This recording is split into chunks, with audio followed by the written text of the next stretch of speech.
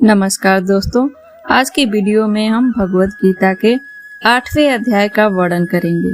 यह अध्याय संक्षेप में कुछ महत्वपूर्ण शब्दों और अवधारणाओं का वर्णन करता है, जिनका उपनिषदों में विस्तार से उल्लेख किया गया है।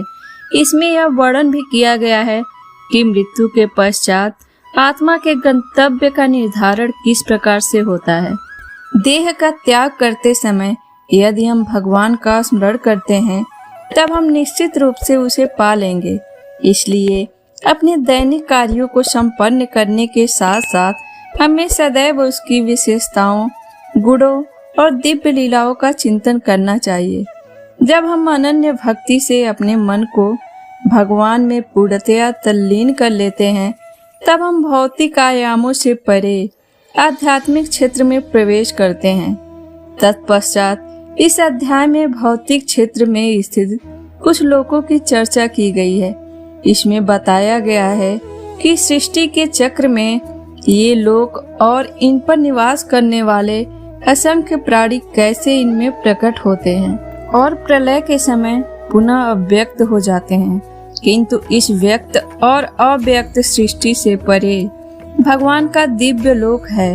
वे जो प्रकाश के मार्ग का अनुसरण करते हैं वे अंततः दिव्य लोक में पहुंचते हैं और फिर कभी नश्वर संसार में लौटकर नहीं आते, जबकि अंधकार के मार्ग का अनुसरण करने वाले लोग जन्म, रोग, बुढ़ापे और मृत्यु के अनंत चक्रों में देहांतरण करते रहते हैं। अर्जुन ने पूछा, हे भगवान, ब्रह्म क्या है, अध्यात्म क्या है और कर्म क्या है? अधिभूत को क्या कहते हैं और अधिदेव किसे कहते हैं? हे मधुसूदन, अधियज्ञ कौन है और यह अधियज्ञ शरीर में कैसे रहता है? हे कृष्ण, दृढ़ मन से आपकी भक्ति में लीन रहने वाले मृत्यु के समय आपको कैसे जान पाते हैं? परम कृपालु भगवान श्री कृष्ण ने कहा, परम अविनाशी सत्ता को ब्रह्म कहा जाता है। किसी मनुष्य की अपनी आत्मा को अध्यात्म कहा जाता है। प्राणियों के दैहिक व्यक्तित्व से संबंधित कर्मों और उनकी विकास प्रक्रिया को कर्म या सकाम कर्म कहा जाता है। हे देहधारियों में श्रेष्ठ, भौतिक अभिव्यक्ति जो निरंतर परिवर्तित होती रहती है उसे अधिवृत्त कहते हैं। भगवान का विश्व रूप जो इस सृष्टि में देवताओं पर भी शासन करता है उसे अधिदैव कहते हैं। सभी प्राणियों के हृदय में स्थित मैं परमात्मा अधियज्ञ या सभी यज्ञों का स्वामी कहलाता हूँ।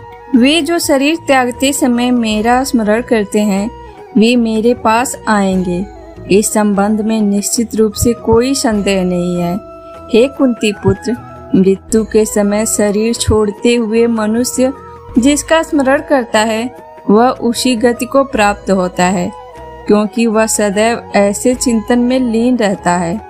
इसलिए सदा मेरा स्मरण करो और युद्ध लड़ने के अपने कर्तव्य का भी पालन करो। अपना मन और बुद्धि मुझे समर्पित करो, तब तुम निश्चित रूप से मुझे पालोगे, इसमें कोई संदेह नहीं है। हे पार्थ, अभ्यास के साथ जब तुम अविचलित भाव से मन को मुझ पुरुषोत्तम भगवान के स्मरण में लीन करते हो तब तुम निश्चित रूप से मुझे पालो। भगवान सर्वज्ञ, आदि पुरुष, नियंता, सूक्ष्म से भी सूक्ष्मतम, सबका पालक, अज्ञानता के सभी अंधकारों से परे और सूर्य से अधिक तेजवान है और अचिंतनीय दिव्य स्वरूप के स्वामी है। मृत्यु के समय जो मनुष्य योग के अभ्यास द्वारा स्थिर मन के साथ अपने प्राणों को भवों के मध्य स्थित कर लेता है और दृढ़ता पूर्वक पूर्ण भक्ति से दिव्य भगवान का स्मरण करता है, वह निश्चित रूप से उन्हें पा लेता है। वेदों के ज्ञाता उसका वर्णन अविनाशी के रूप में करते हैं। महान तपस्वी ब्रह्मचर्य व्रत का पालन करते हैं और उसमें स्थित होने के लिए सांसारिक सुखों का त्याग करते हैं। मैं तुम्हें इस मुक्ति के मार्ग के संबंध में संक्षेप में बताऊंगा। शरीर के समस्त द्वारों को बंद कर मन को हृदय स्थल पर स्थिर करते हुए और प्राण वायु को सिर पर केंद्रित करते हुए मनुष्य को दृढ़ यौगिक चिंतन में स्थित हो जाना चाहिए। जो देह त्यागते समय मेरा स्मरण करता है और पवित्र अक्षर ओम का उच्चारण करता है, वह परम गति को प्राप्त करेगा।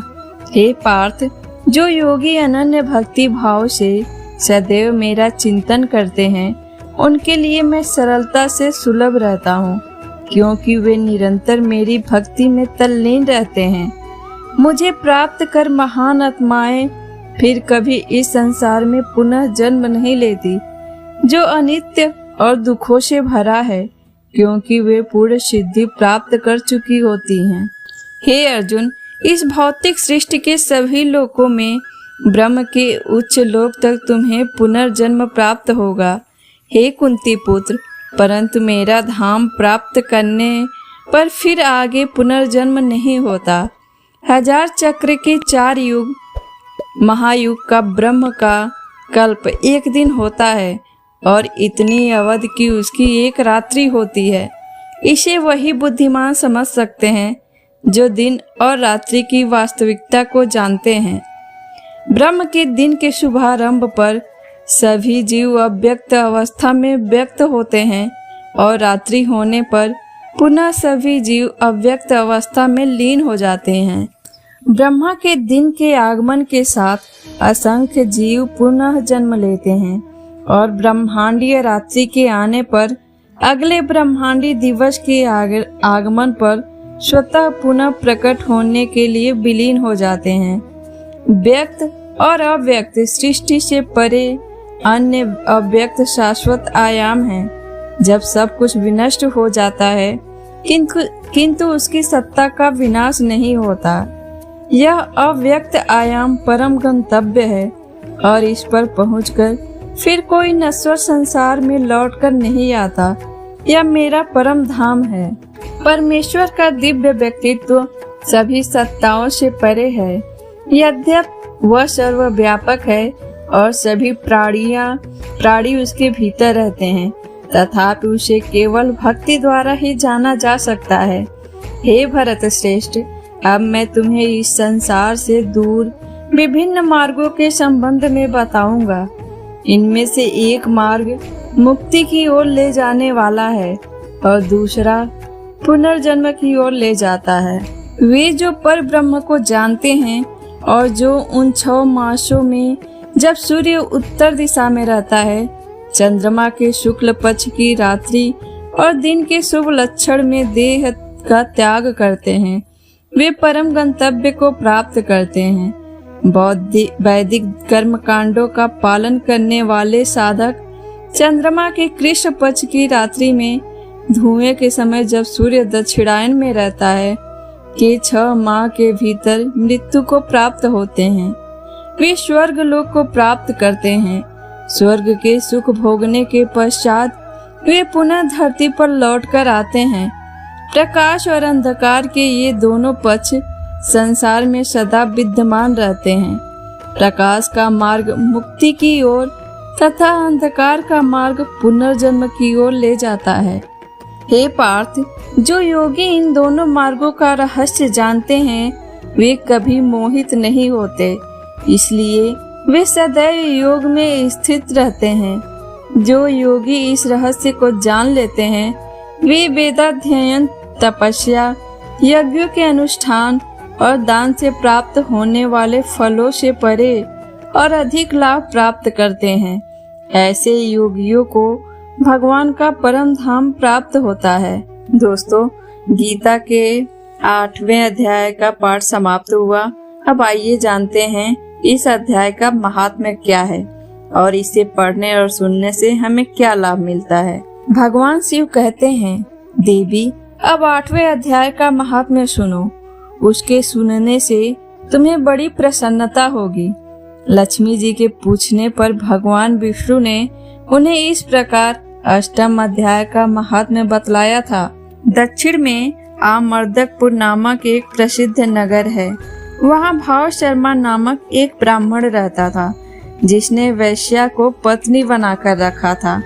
वह मांस खाता, मदिरा पीता, श्रेष्ठ पुरुषों का धन चुराता, पराई स्त्री से व्यभिचार करता और शिकार खेलने में दिलचस्पी रखता था। वह बड़े भयानक स्वभाव का था और मन में बड़े बड़े हौसले रखता था।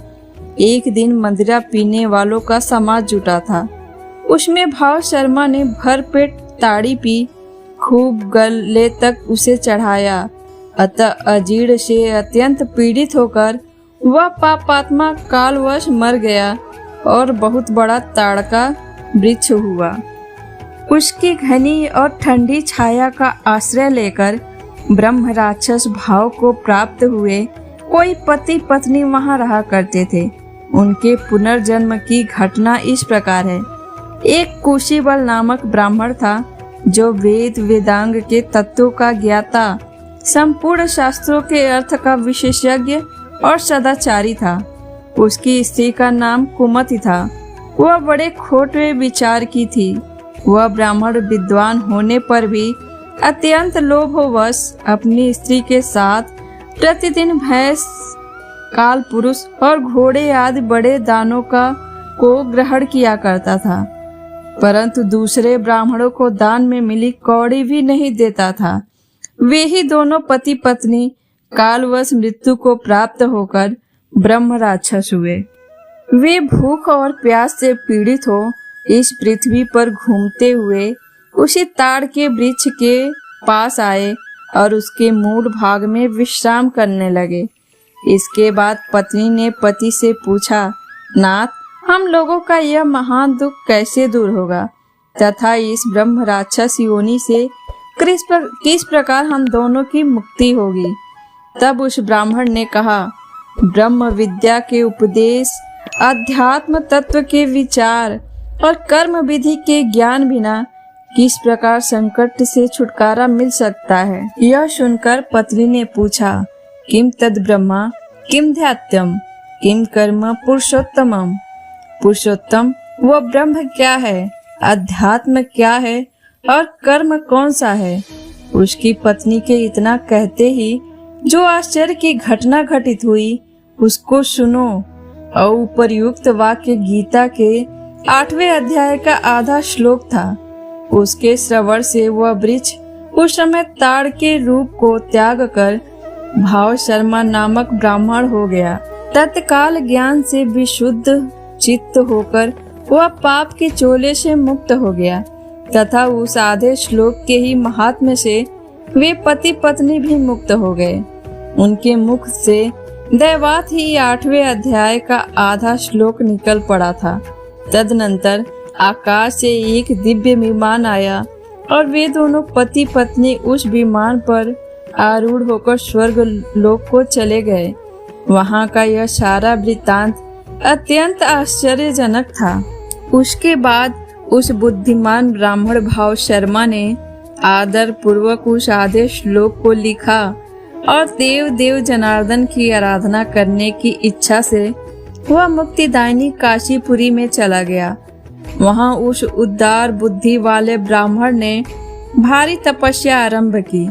उसी समय क्षीर सागर की कन्या भगवती लक्ष्मी ने हाथ जोड़कर देवताओं के भी देवता जगतपति जनार्दन से पूछा, हे नाथ, आप सहसा नींद त्याग कर खड़े क्यों हो गए। श्री भगवान बोले, देवी, काशीपुरी में भागीरथी के तट पर बुद्धिमान ब्राह्मण भाव शर्मा मेरे भक्ति रस से परिपूर्ण होकर अत्यंत कठोर तपस्या कर रहा है।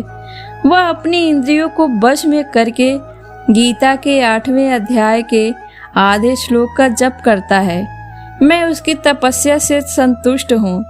बहुत देर से उसकी तपस्या के अनुरूप फल का विचार कर रहा था। प्रिय, इस समय वह फल देने को मैं उत्कंठित हूँ। पार्वती जी ने पूछा, भगवान, श्री हरि सदा प्रसन्न होने पर भी जिसके लिए चिंतित हो उठे थे, उस भगवत भक्त भाव शर्मा ने कौन सा फल प्राप्त किया। श्री महादेव जी बोले, देवी, द्विज श्रेष्ठ भाव शर्मा प्रसन्न हुए भगवान विष्णु के प्रसाद को पाकर अत्यंत सुख को प्राप्त हुआ तथा उसके अन्य वंशज भी जो नरक यातना में पड़े थे उसी के शुद्ध कर्म से भगवत धाम को प्राप्त हुए। पार्वती, यह 8वें अध्याय का महात्म्य थोड़े में ही तुम्हें बताया है। इस पर सदा विचार करते रहना चाहिए।